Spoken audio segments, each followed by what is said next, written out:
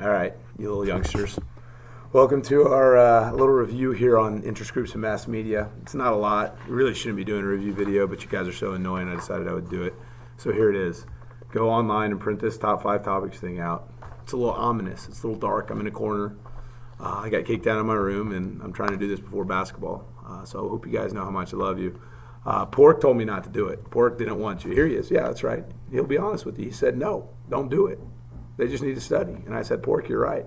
But then Pork's little buddy, the good angel in his ear, said, no, we should do it. 'Tis the holiday season. And so, we're going to do it for you because it's the holiday season. So you can thank this guy because Pork, he was not for it. So you know the drill. Get the freaking 5 things out. Let's look at it. It's not a big test, guys, so it's not going to be that big of a deal. But number one thing you need to know is goal and function of interest groups. You should know this. We've talked about it a lot. The goal is to influence public policy. That's all interest groups do. I'm sick. I'm hurting, and freaking Polar's like, you got to do it, man. I don't know about you. Like, God, what happened? Holy cow, Polar's gone. If we want to protect Polar, we might want to start an interest group, and the whole purpose of that interest group is to influence public policy about pigs tackling little mini polar bears. So we could do that. The only way we're going to do that is by providing information. Remember, that's the function of an interest group. So the goal is to influence public policy, and the only way they do it is provide information. Now, understand it's got to be technical information. It's going to be very specific stuff. It's not going to be, again, we talked about this. Interest groups in 2016 are not going to be influential in big stuff like abortion because all that information has been shared. So you're not going to be able to convince a congressman or a staffer to change their views on abortion. They already know what they believe. You could go through the courts, but that's it. Okay, that's the only way you're going to go. So understand it's going to be technical information. That Jack Abramoff video we watched, he was very small, very technical information, but that one sentence he got put into legislation led to a Cherokee casino, which makes $50 million a year. So just because it's small changes doesn't mean it's not going to be big changes, okay? So you need to know that. You need to know what type. Providing information, that's the only thing they do, but you've got to gain access to legislators to provide that information. And so the second thing we're going to look at are specific types of lobbying, okay? Specific types of lobbying. And understand that for each type of interest group, there's a technique that they will use based on their strengths, okay? Pork is very aggressive. And so if he's going to take down someone, he's going to use his strengths. He's going to freaking attack, right? Polar he's really nice. He's sweet. So he's going to use techniques that are specifically based on his attitudes. Interest groups do that. So if you've got an interest group with a lot of money, like the American Medical Association, they're going to gain access to legislators using their strength, which is money. Okay, and so how can they lobby? They can wine and dine. They can take people out to dinner. They can take people to golf courses, all that good stuff. Campaign contributions. They could create a super PAC. They could just, donate to a PAC.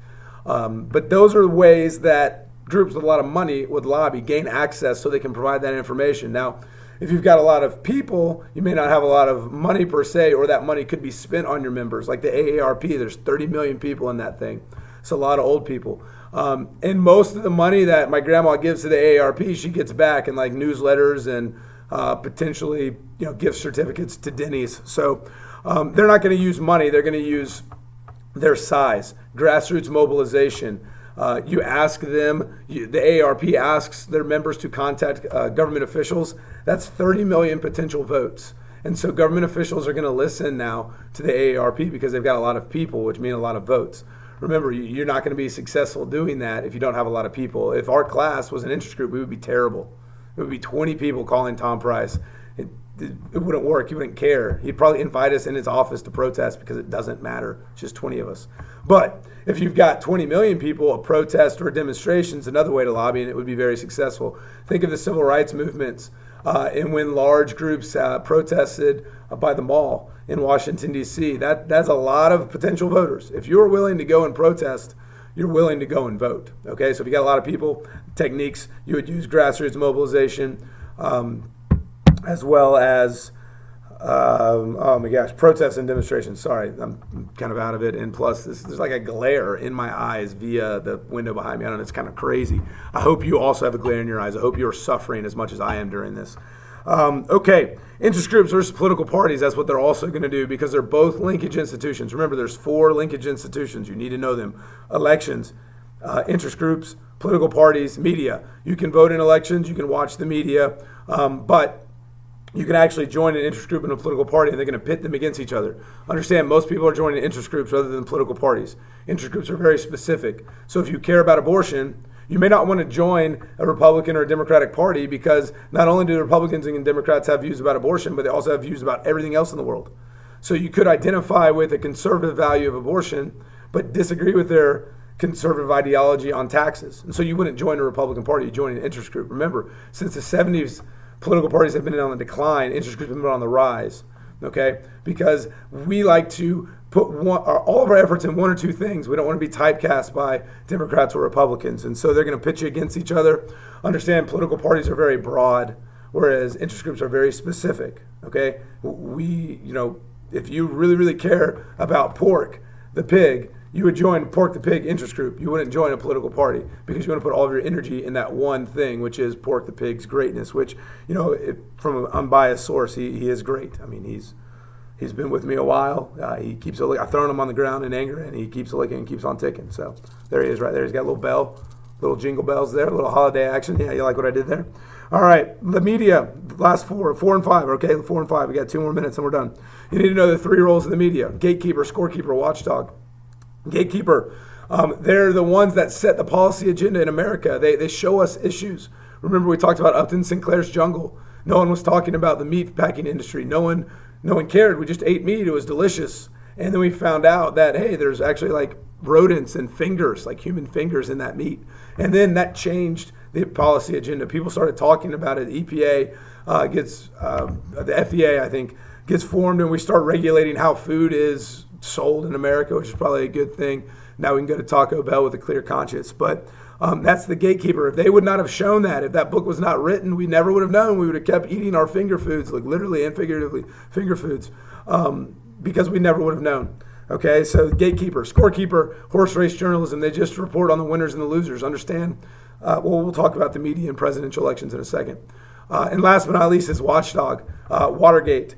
They make sure they keep our government officials accountable, okay? They keep our government officials accountable. Now, the more media we have, now all these blogs and Twitter accounts and all this citizen journalism nonsense has increased the role of the watchdog and has actually made it almost irresponsible where fake news stories are coming out.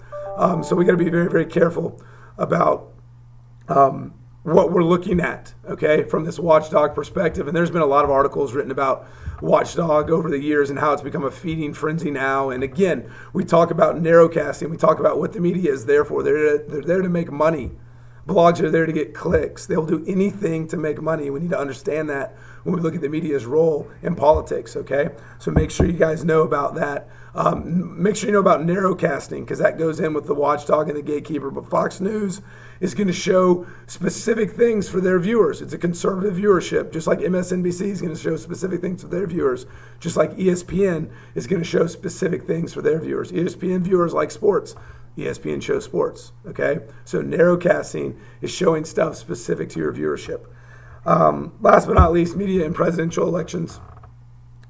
The media is going to cover presidential elections in 2 ways. Number one, they're going to show the winners and the losers and how comments that are made either increase or decrease the polls.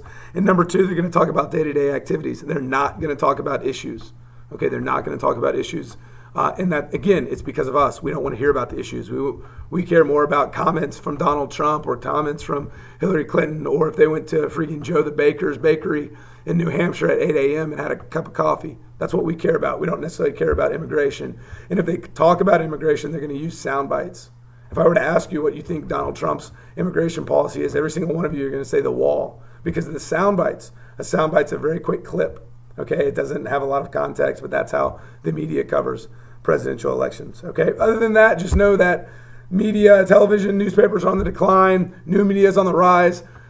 Presidents or congressional candidates, presidents, everyone, they're using the new media to raise money now. It's easier now to raise money than it ever has been before. Just look at just secular things like Kickstarter and GoFundMe. So they're doing that, and they're also using it probably too much to connect to you guys with their Twitter accounts and Instagram and Snapchats and whatever the heck you guys use on social media to connect with each other and to not actually have face-to-face interaction. So they're doing that now too. So that's it. Top 5 topics. Good luck. Obviously, FRQs will probably come from one of those topics, so I would study that tonight. And then 30 multiple choice questions on Friday. If you have any questions, email me. I don't answer questions the day of the test. From Pork and from Polar, happy holidays and good luck.